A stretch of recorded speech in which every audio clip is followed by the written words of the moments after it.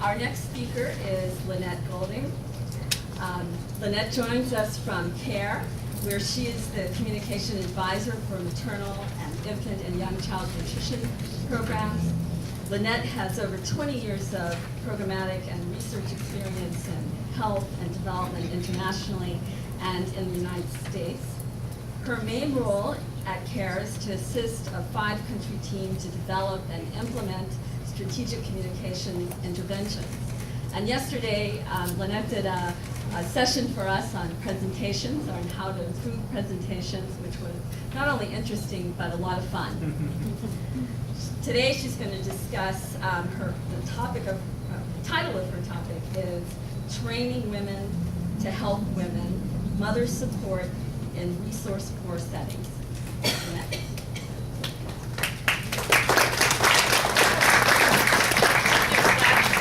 Hopefully after.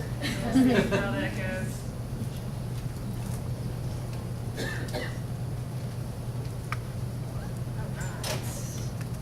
Well, I am so happy to be here, and I was very thrilled to be invited to speak and present on this panel.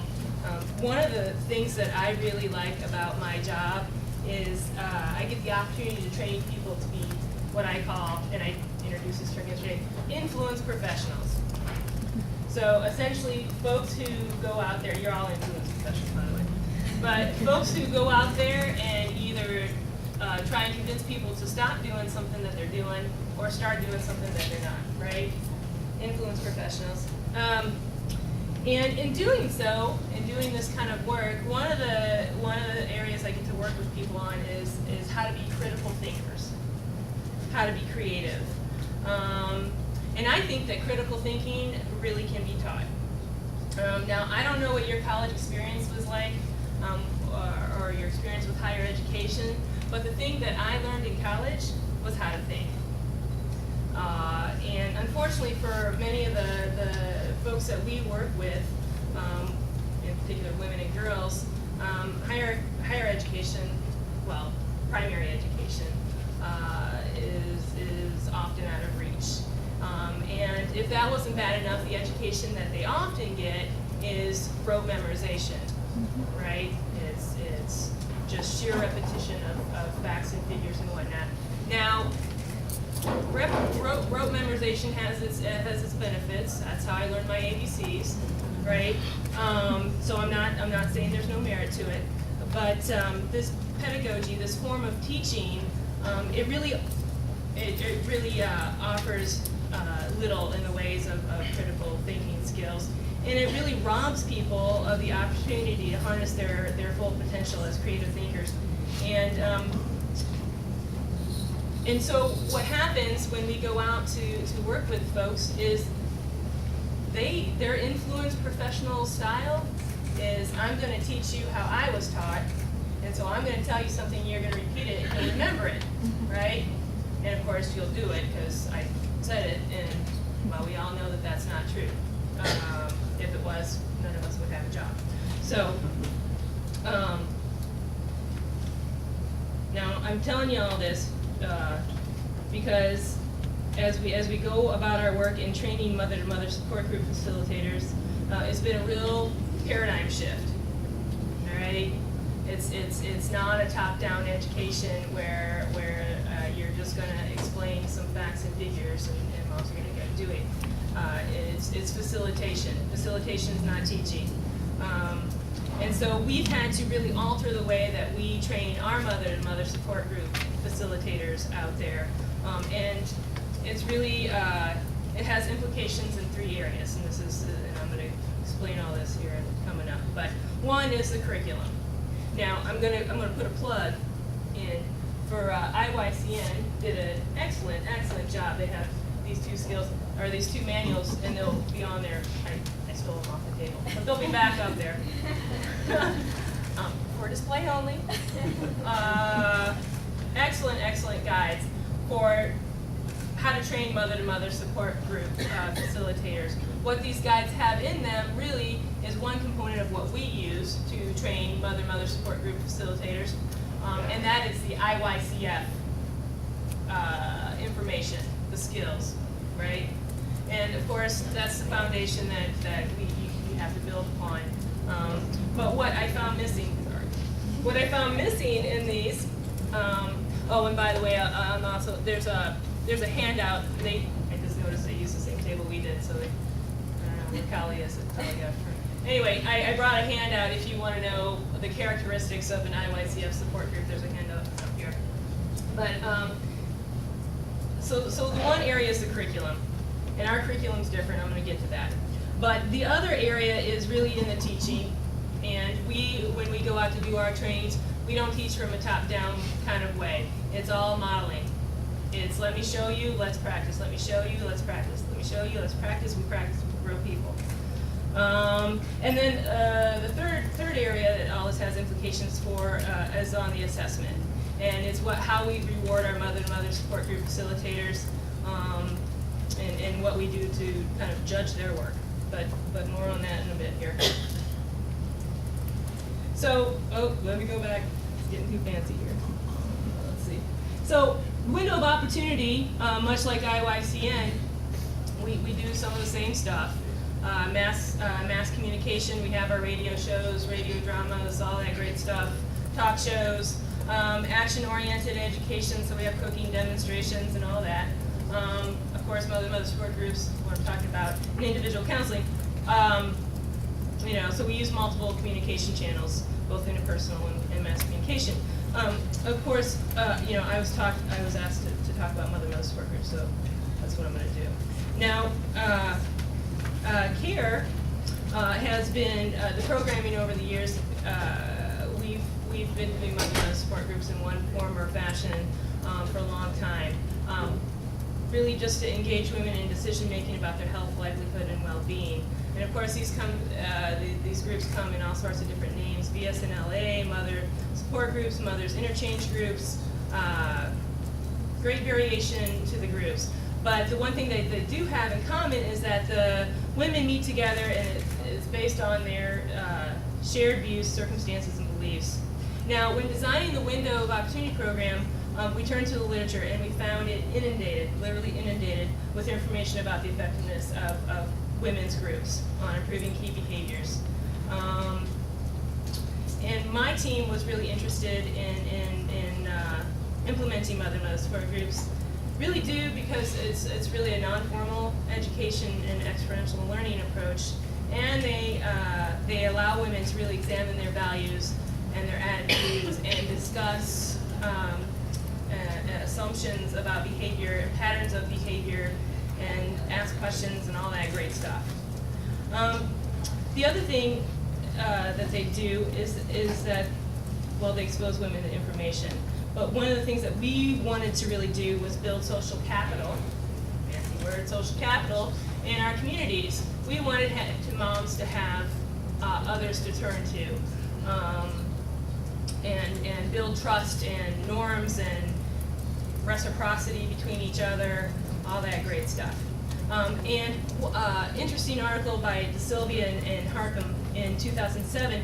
Two of their key findings, and this was the final thing, kind of the final whatever, but that kind of pushed us into mother support groups, was really that maternal social capital is positively associated with child nutritional status.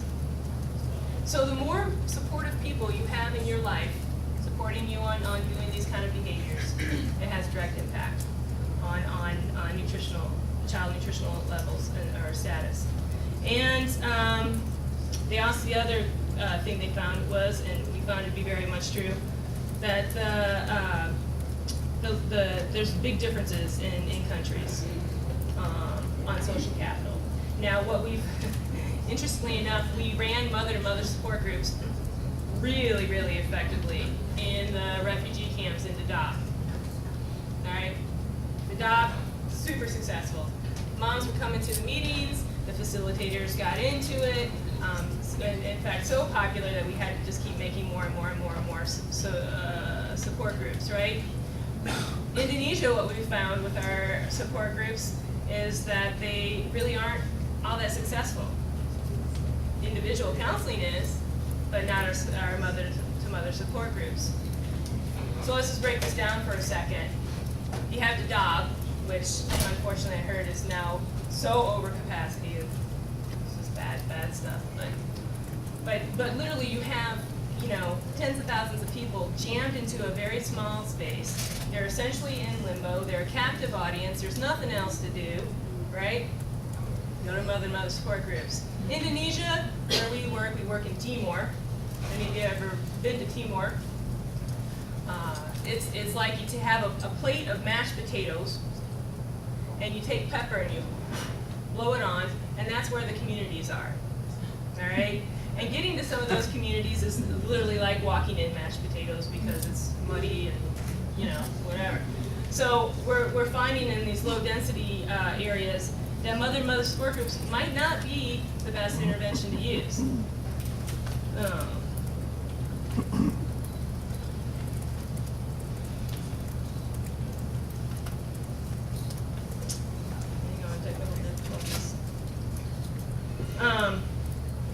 So what we've also learned along the way too, by the way, a window of opportunity works in Bangladesh, Indonesia, Sierra Leone, Nicaragua, and Peru.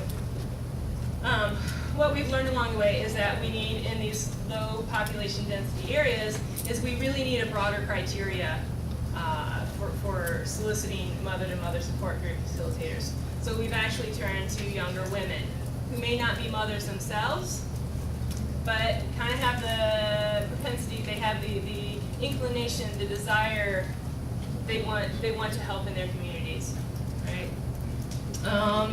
We've also learned that we have to, must adapt the training to fit the environment. A lot of our moms are out in the fields, and so they come into a training for a whole week, and leaving their families behind, it's just not an option for them. Can't do it. So, we're very cognizant of the farming cycle, and the rainy season and all that great stuff. We're also keep in mind the literacy level. A lot of our materials, there's no words on them. It's all saying and doing and sharing and modeling and all this other great stuff, right? And the language. In some of our community, I think in Sierra Leone, we work in 2 districts, and there's 7 languages. 7, right?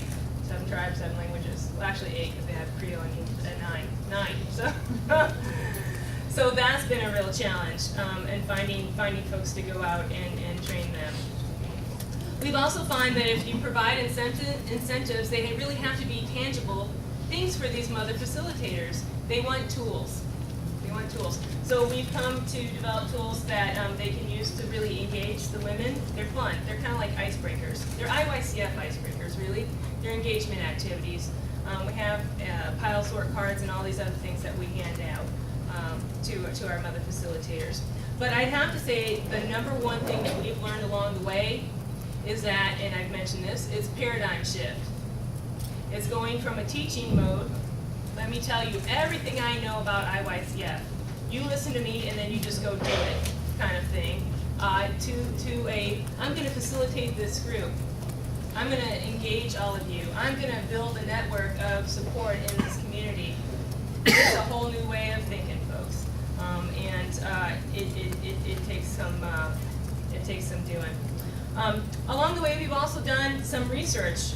One, on how social capital can be used as a social and behavior change communication strategy. And right now we're doing operational research in Sierra Leone, Indonesia, and Peru on really examining the barriers and the facilitators, informational, attitudinal, and practical for fostering and sustaining these support groups. And the exciting thing for all of you, because I know you're just trying to read this stuff, on the Window of Opportunity website, I'm going to give another pitch here, www.windowofopportunity.info, you can find all our information. These are some of our tools that we have developed. These are tools from Nicaragua. So what does our training look like? This is probably the most important slide. I'm getting the paper, I gotta get off. So how we do it. One, of course, we teach the IYCF all that skills and information about IYCF, right? but the facilitators don't graduate until they go through the whole thing. Because most importantly, what we're finding is that these women really need the interpersonal communication skills. They need practice on being creative thinkers and problem solving. They need to learn listening skills. They've never had the opportunity to do this stuff. And here we are, we're condensing it down into these little small trainings. It takes practice. You know, I kind of liken it to you know, critical thinking is a process, it's a skill. You know, it's not a natural thing. We humans don't just naturally critically think. Nature has essentially gives us what we need to survive, and then it stops. It doesn't waste its time on it. And I kind of liken it to learning how to ballet dance. Now, anybody can go to disco and dance, right? Well, some people do it better than others, right? But a ballet dancer, right? Years and years of training, lots and lots of sore muscles. The human foot was not made to stand on its toes, all right? It just wasn't. It's the same thing with critical thinking and this creative process that we use with our mother facilitators. It's not natural. It's not something that they do. And it's all brand new stuff. So we spend a lot of time on that. So just lastly, my last slide. Like IYCN, we produce a lot of materials. Now that got messed up. Like I said, our guide's going to be a little bit different than their guide, in the fact that this is a good guide, by the way. But our guide is really going to focus more on the facilitation skills, because there's no sense in replicating this. This is great and beautiful. Everyone should look at it if you're interested in doing this stuff.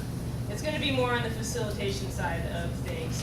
This too, we're going to have done towards the end of this year. It will show up on our website.